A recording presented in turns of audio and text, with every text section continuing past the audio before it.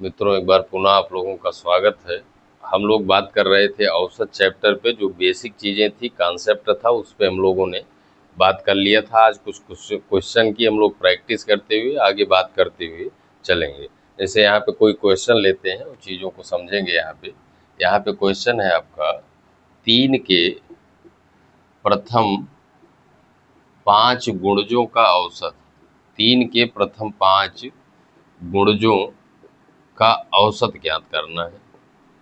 औसत क्या होगा ये हमको बताना है या ज्ञात करना है। आप समझिए, आपको बताना है कि 3 के जो प्रथम 5 गुणज हैं उसका औसत कितना होगा। तो सबसे पहले आप लोग गुणज जान लीजिए। प्रथम 5 का गुणज, जैसे ये 3 है, इसका अगला गुणज क्या होगा, 3 दूना 6 होगा। अगला गुणज क्या होगा, 3 तिरिका 9 होगा। अगला गुणज क्या होगा, 3 चौक 12 होगा। और अगला गुणज 3 पचे 15 होगा।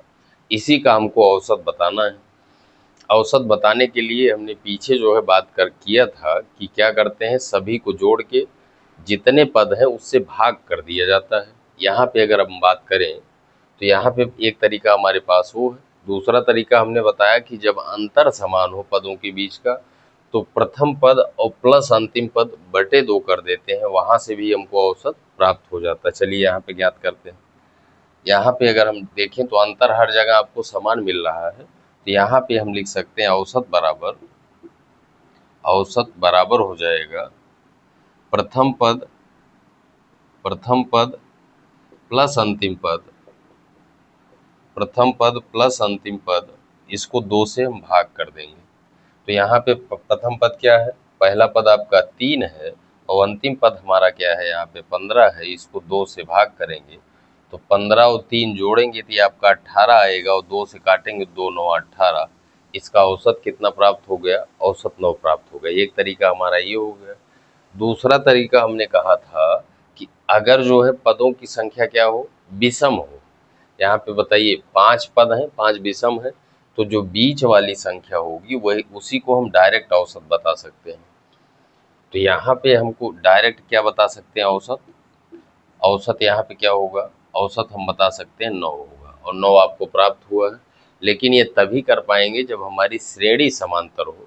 समांतर का मतलब समान अंतर की श्रेणी हो। तो ये बन रहा था, तो यहाँ पे डायरेक्ट हमने औसत क्या बताया, 9 बताया। तीसरा तरीका हमने क्या कहा था, सबको आपस में जोड़ेंगे। तो 3 प्लस 6, 6 3 9, उसके बाद 12, उसके बाद 15। 5 पद हैं, 5 से भाग करेंगे तो जोड़िए इसको। 6 3 9, 9 9 18, 18 12 आपका 30, 30 और 15 45, 45 बटे 5, 5 से काटेंगे 5 9 45। यहाँ से भी आपको कितना प्राप्त हो गया, 9 प्राप्त हो गया। तो जो चीज़ें आपके दिमाग में अगर इस तरह से बनेगा तो ये सब डायरेक्ट करके हम चीज़ों को आगे बढ़ जाएंगे, आपको कोई प्रॉब्लम नहीं आनी है। चलिए इसके बाद जो है हम लोग और बात करते हैं। इसके बाद जो है हम लोग आगे बात करते हैं, आगे हम लोग क्वेश्चन पे बात करते हैं। कहीं कहीं पे आपको जोड़ना ही पड़ेगा या उसका योग निकालना ही पड़ेगा, तो इसलिए जो है मेन जो आपका सभी पदों का योग बटे उनकी संख्या है उसको हम लोग जरूर ध्यान रखेंगे। जैसे अगला क्वेश्चन लेते हैं, प्रथम 10 प्राकृत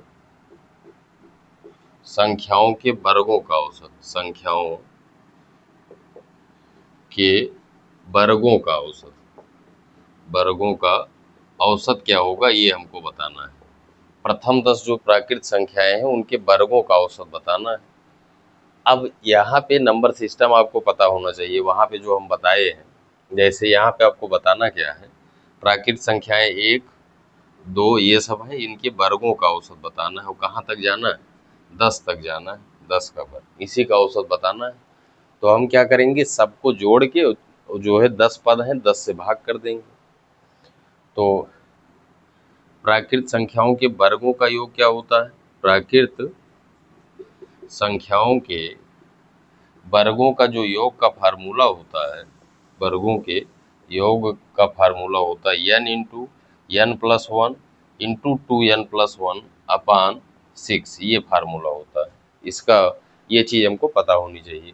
यहाँ पे n का मान 10 है, तो 10 गुणे n+1, 10 1 11, 2n+1, 2 दाम 20, 20 1 21, 21/6।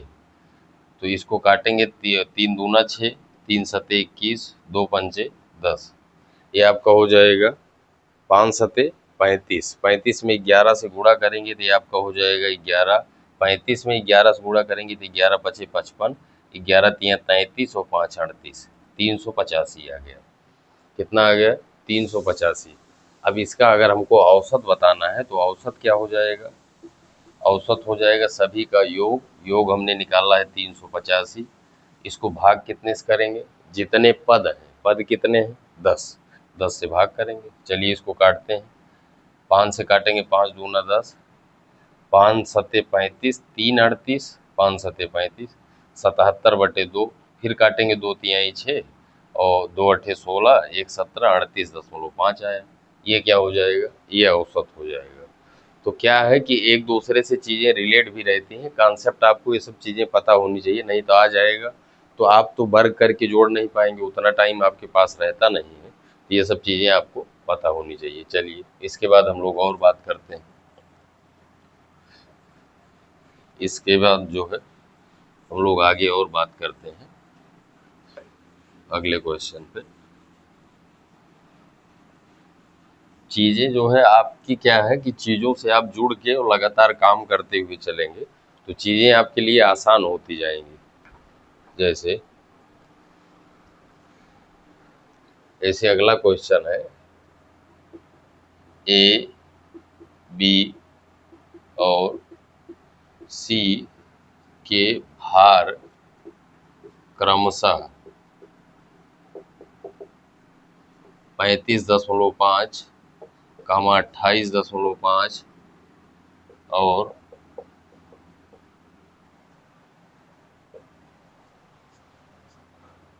24.5 किलोग्राम है।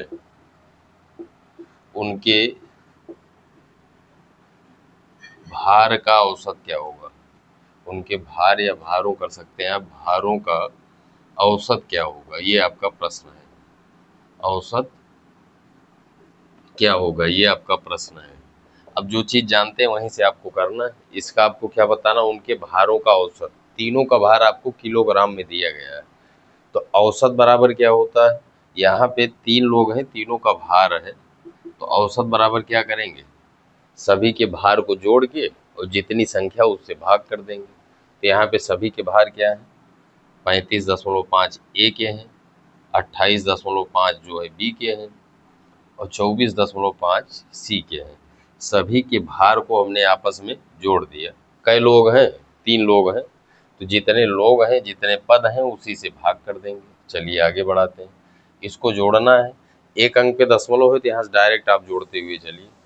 5 5 10, 10 5 15, 15 के 5 हासिल 1, 4 8 4 12, 12 5 17, 17 और 1 हासिल है 18, 18 का 8 हासिल 1, 2 2 4, 4 3 7 और 1 हासिल 8। कई अंक पे दशमलव है? एक अंक पे दशमलव है तो ये आपका हो गया 88.5। ये हो गया बटे क्या? 3 बटे 3। इसको 3 से काटिए। 3 से काटेंगे, 3 दूना 6, 2 8 28 हुआ, 3 नवा 27, 1 28 15, 3 पचे 15, 29.5 आ गया और यही हमारा क्या हो गया? आंसर हो गया। ये भी प्रश्न आपको समझ में आया होगा, इसमें आपको कोई दिक्कत नहीं होगी। चलिए इसके बाद हम लोग अगले प्रश्न पे बात करते हैं। ये आपका हो गया। इसके बाद हम लोग अगले प्रश्न पे बात करते हैं और चीज़ों को स्पष्ट करते हुए, क्लियर करते हुए। वीडियो अगर आपको पसंद आए और चीज़ें अगर आप क्लियर करेंगे तो पसंद जरूर आएगी, उसमें कोई।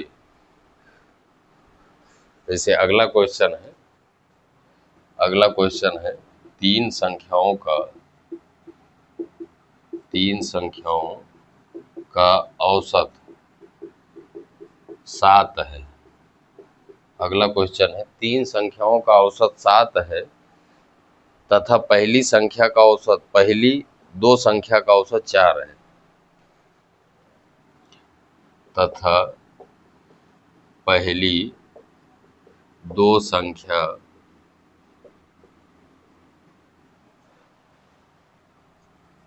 का औसत 4 है। पहली दो संख्या का औसत 4 है। तीसरी संख्या क्या होगी ये आपको बताना है। तीसरी संख्या क्या होगी ये आपका प्रश्न है। यहाँ पे समझिए, तीन संख्याओं का औसत 7 दिया गया है। पहली दो संख्याओं का औसत क्या है? 4 है। आपको तीसरी संख्या बताना है। तो तीन संख्याओं का जब औसत 7 है तो तीन संख्याओं का योग क्या होगा? तीन संख्याओं का योग की अगर हम बात करें तो औसत में क्या करते हैं? पदों की संख्या से गुणा कर देते हैं। पहली वीडियो में हमने बात किया था। तो ये आपका आ जाएगा 7 त्रिक क्या हो जाएगा? 7 त्रिक 21 हो जाएगा। उसके बाद कह रहा है पहली दो संख्याओं का औसत। तो पहली दो संख्याओं का योग क्या हो जाएगा? दो संख्याओं का योग ये बराबर हो जाएगा कितना?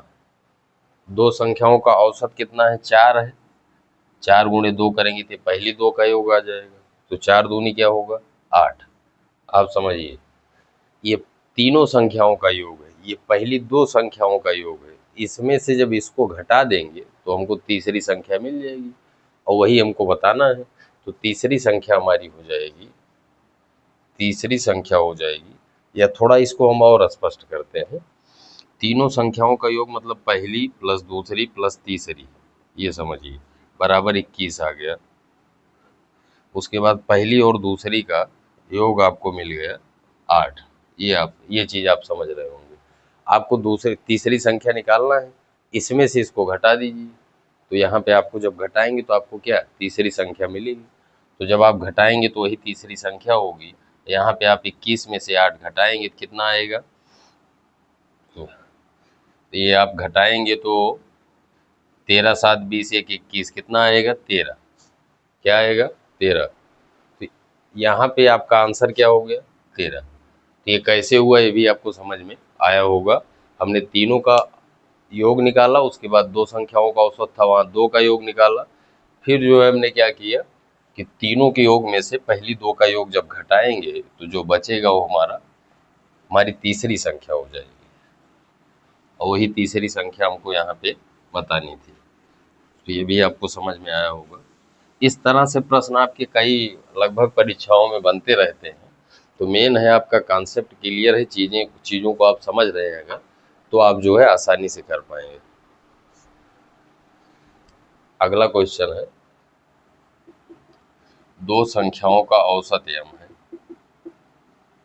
दो संख्याओं का औसत m है। औसत m है। यदि एक संख्या n हो, यदि एक संख्या n हो तो दूसरी संख्या ज्ञात कीजिए। तो दूसरी संख्या ज्ञात कीजिए। संख्या ज्ञात कीजिए, ये हमारा प्रश्न है। आप समझिए, कह रहा दो संख्याओं का औसत क्या है? यम है। दो संख्याएं हैं, उनका औसत अगर यम है तो दोनों का अगर आपको योग बताना हो तो औसत में जितनी संख्याओं का योग है उससे क्या करते हैं? गुणा करते हैं। इसमें दो से गुणा कर देंगे तो ये दो संख्याओं का क्या आ गया? योग आ गया। दो संख्याओं का योग आ गया। अब इसमें से एक संख्या आपको दी गई है। एक संख्या हमने मान लिया क्या? एक संख्या आपको दी गई है। हमने मान लिया एक संख्या पहली वाली है, ये आपको यन दिया गया है। आपको दूसरी संख्या निकालना है तो इसमें से क्या करेंगे? इसको घटा देंगे, दूसरी संख्या मिल जाएगी। तो दूसरी संख्या हमारी क्या हो जाएगी?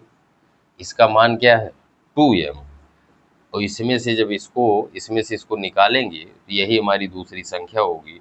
तो दूसरी संख्या हो जाएगी हमारी 2m माइनस n। ये हमारी दूसरी संख्या हो जाएगी।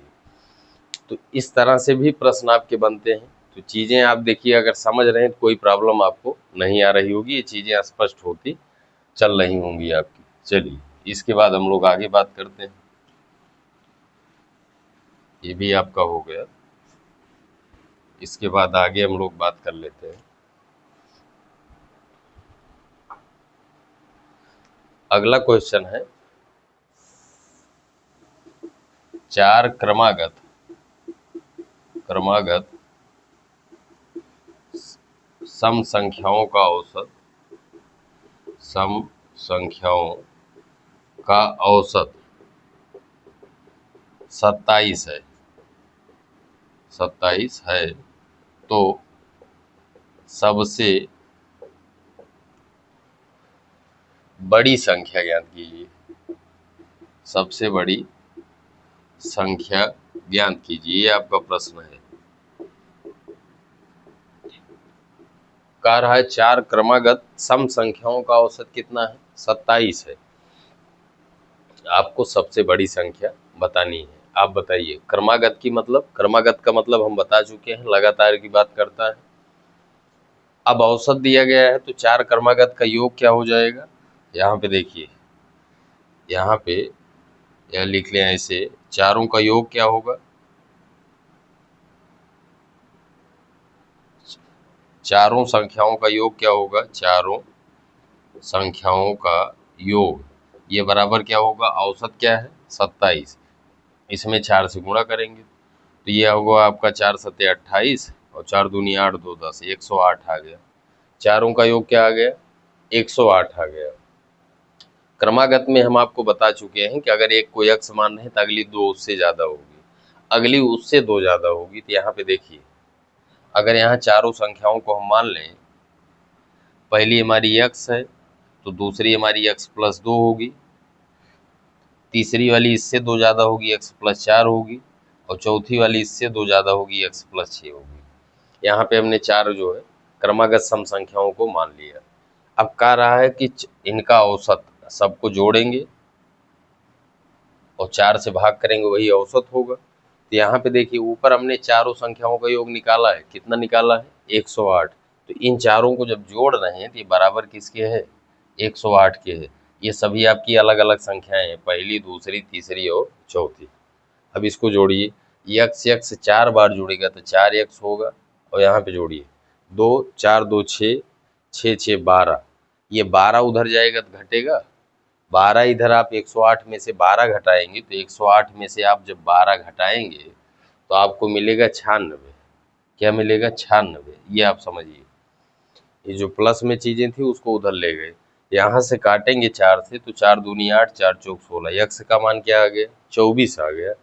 तो चारों में आपको बड़ी संख्या बतानी है तो सबसे बड़ी संख्या यही है, और ये क्या है, यक्स प्लस 6, यक्स का मान 24 है और प्लस 6 करेंगे तो 24 6 30, सबसे बड़ी संख्या हमको बतानी थी, तो यही हमारा क्या हो जाएगा, आंसर हो जाएगा। तो ये भी प्रश्न आपको समझ में आया होगा। जब सम विषम की बात करेगा तो हम क्या करेंगे, अंतर समान मानते हैं। क्रमागत का मतलब लगातार चीजें होती हैं और लगातार चलते हैं, तो अंतर आपको क्या होगा, समान मिलेगा। वो अंतर कितने का होगा, 2 का होगा। अगर पहली x है तो अगली x प्लस 2 होगी, उसके आगे की x प्लस 4 होगी। इस तरह से हम चीजों को बढ़ाएंगे। चलिए, ये भी प्रश्न आपको समझ में आया होगा। इसके बाद हम लोग आगे बात करते हैं, इसके बाद हम लोग आगे बात करते हैं। अगला क्वेश्चन है, 3 संख्याएं 4:5:6 के अनुपात में हैं, के अनुपात में हैं, यदि उनका औसत 25 हो, उनका औसत 25 हो, 3 संख्याएं 4:5:6 के अनुपात में, यदि उनका औसत 25 है तो सबसे बड़ी संख्या ज्ञात कीजिए। तो सबसे बड़ी संख्या ज्ञात कीजिए, सबसे बड़ी संख्या, ये आपको बताना है। आप समझिए, 3 संख्याओं का अनुपात दिया गया है, उनका आपको औसत दिया गया है। यहाँ पे बताइए, यहाँ आपको हम बता चुके हैं, अगर अनुपात में दिया गया रहे तो यक्स लगा के मानते हैं। पहली अगर 4x होगी, दूसरी 5x होगी, और तीसरी संख्या आपकी क्या होगी, 6x होगी। इनका औसत क्या है, 25 है, तो इनका योग क्या होगा, 3 उधर गुणा कर देंगे, 25 3 75। यहाँ पे अगर आपको तीनों का योग निकालना हो, तीनों का योग, ये बराबर क्या होगा, औसत 25 है, गुणे जय संख्या है, 3 संख्या है तो 25 गुणे 3, 25 3 75। ये तीनों का योग आ गया। यहाँ पे हमने जब तीनों को माना संख्याओं को, तीनों का योग बराबर किसके है? 75 के। आप जोड़िए इसको, 5 4 9, 9 6 15। यहाँ से आपको मिल जाएगा, जब आगे आप बढ़ाएंगे तो यहाँ से आपको मिलेगा आगे इसके 15x बराबर 75 के।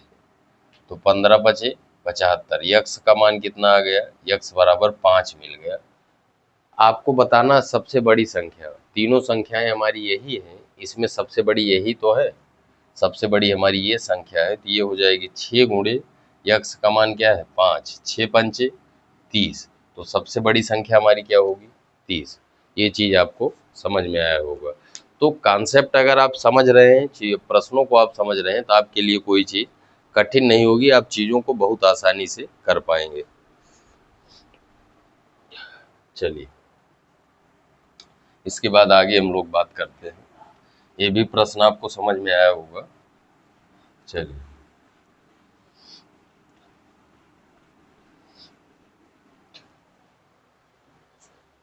धीरे धीरे आप जो है प्रश्नों को चैप्टर वाइज करते हुए चलेंगे, चीजें आपको खुद लगने लगेंगी कि अब आसान हो गई हैं। कह रहा है 3 वार्षिक परीक्षाओं में, क्वेश्चन है अगला क्वेश्चन लेते हैं, वहां से हम बात करेंगे। 3 वार्षिक परीक्षाओं में से,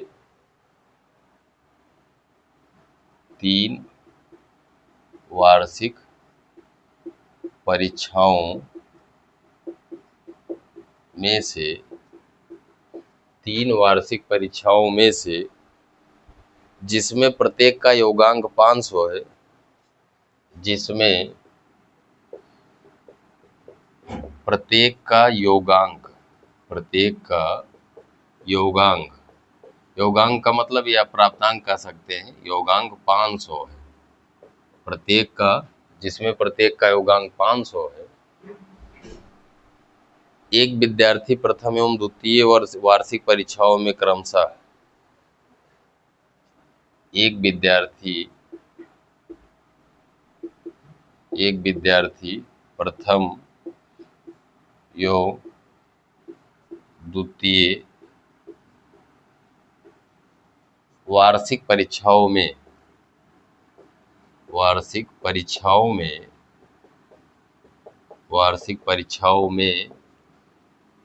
45% और 55% अंक प्राप्त करता है, 55% अंक प्राप्त करता है, 55% अंक प्राप्त करता है, 60% का समग्र औसत प्राप्त करने के लिए, प्राप्त करता है 60% का समग्र औसत, 60% का समग्र अंक प्राप्त करने के लिए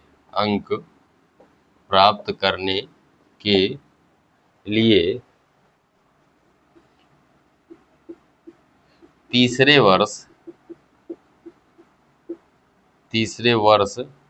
कितने अंक प्राप्त करने होंगे? कितने अंक प्राप्त करने होंगे? ये आपका प्रश्न है। अब ये प्रश्न देखिए, देखने में आपको लंबा लग रहा होगा, लेकिन चीजें आप समझेंगे तो बहुत आसान प्रश्न है।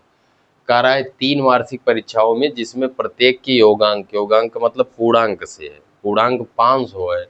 एक विद्यार्थी प्रथम एवं द्वितीय वार्षिक परीक्षाओं में 45% और 55% अंक प्राप्त करता है, 45% और 55% अंक प्राप्त करता है, पहले वर्ष और द्वितीय वर्ष ये प्राप्त करता है। 60% का समग्र मतलब तीनों साल का मिला के अगर उसको 60% बनाना है तो उसको तीसरे साल कितना अंक प्राप्त करना पड़ेगा, ये हमारा प्रश्न है। आप समझिए, पूरा पूर्णांक कितना है? 500। अब चाहे इसको आप एक एक चीज़ों को तोड़ के करिए, पहले साल कितना पाया, दूसरे साल कितना पाया, फिर तीसरे साल इसको पाना कितना होगा, इसके कई तरीके हैं, चलिए यहाँ पे हम लोग बात करते हैं। पहली साल पाया है ये, पहली साल जो है, पहले वर्ष, या इसे लिखते हैं पहले वर्ष कितना नंबर पा रहा है, पहले वर्ष जो है पा रहा। अब यहाँ से आप ये भी सीख सकते हैं कि परसेंटेज निकालते कैसे हैं, अगर आपको पूरे टोटल का निकालना उस पर भी हम बात करेंगे। पहले वर्ष इसका हो जाएगा 500, इसका पूर्णांक था, इसका पाया है 45%। 45%, प्रतिशत यहाँ हटाएंगे तो बटे 100 हो जाएगा। 100, तो ये करेंगे तो 5 चौक 20, 50 25, 225 नंबर। पहले साल कितना पाया है? 225 नंबर। ये आपको समझ में आ रहा होगा। तो दूसरे वर्ष क्या होगा? दूसरे वर्ष क्या होगा? इसको कितना पा रहा है? पूर्णांक है यहाँ पे 500, इसका पा रहा है 55%। 55%, परसेंट हटाएंगे 100 लगाएंगे, ये होगा आपका 50 25, 50 25, 275। कितना पा रहा है? 275। अब तीसरे वर्ष उसको कितना अंक पाना होगा कि कुल मिला के कितना पा जाए? कुल मिला के कितना हो जाए? 60% हो जाए। कितना हो जाए? 60% हो जाए। तो यहाँ आप देखिए, इसका एक तरीका हमारे पास ये है कि कुल का 60% निकाल लेते हैं टोटल का। तो जैसे यहाँ पे समझिए, टोटल का 60% बताइए, बताना हो अगर आपको, तो कुल अंक यहाँ पे क्या हो गया? कुल अंक तीनों वर्ष का मिला के कुल अंक हो जाएगा 500 प्लस 500 प्लस 500। 3 बार जोड़ेंगे तो आपको 1500 हो जाएगा। कुल अंक कितना हो गया? 1500 हो गया। आप समझिए, कुल अंक कितना हो गया? 1500 हो गया। इसका 60% इसको पाना है। 1500 का 60% इसको पाना है। 15 छक्का 90, मतलब इसको कुल कितना नंबर पाना है? 60% बनाने के लिए इसको 1500 में 900 नंबर पाना है। पहले साल ये पाया 225, दूसरे साल कितना पाया? 275। अब चाहे तो आप दोनों को जोड़ दीजिए, दोनों को आप जोड़ेंगे तो 2 2 4, और उसके बाद ये आपका 500। दोनों साल का मिला के कितना हो रहा है? 500।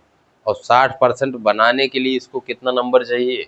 900 नंबर चाहिए। तो ये 500 पाया है, 900 इसको पाना है, तो तीसरे साल कितना नंबर पाना पड़ेगा? 400। तो तीसरे वर्ष का कई तरीके हैं, चीज़ों को आप समझेंगे तो आपको अपने आप करने की स्थिति में आप जो है सेट करने की स्थिति में आ जाएंगे। तो तीसरे वर्ष इसको पाना है 900 में, 500 पा चुका है तो उसको निकालेंगे तो आएगा 400, और यही 400 हमारा क्या हो जाएगा? ये 400 हमारा आंसर हो जाएगा। तो तीसरे वर्ष उसको पाना कितना होगा? तीसरे वर्ष उसको 400 जब वो पाएगा तो क्या होगा? टोटल कुल मिला के 60% अंक हो जाएंगे। मित्रों मिलते हैं आपसे अगली वीडियो में। अब ये आपके कॉन्सेप्ट जो बेसिक चीज़ें थी इस पे हम लोग अब जो है अगले टाइप, कभी कभी क्या होता है इस चैप्टर में हम बात करेंगे आगे, कभी कभी क्या होता है औसत वाले में कि कुछ लोगों को शामिल कर लिया जाता है। जैसे मान लीजिए कुछ लोग कहीं कंपनी में या संस्था में कहीं पे काम कर रहे हैं, तो कभी कभी क्या होगा? शामिल होंगे। कभी क्या होगा? कुछ लोग शामिल थे उसमें से बाहर निकल जाएंगे। इस टाइप के प्रश्नों की बात हम लोग अगले वीडियो के माध्यम से करेंगे। वीडियो अगर पसंद आए तो वीडियो को आप लोग लाइक करें, साथ ही साथ आप जो है अगर चैनल पर नए हैं तो चैनल को सब्सक्राइब तथा मित्रों दोस्तों में शेयर ज़रूर करें। तो मिलते हैं आपसे अगली वीडियो में, तब तक के लिए धन्यवाद।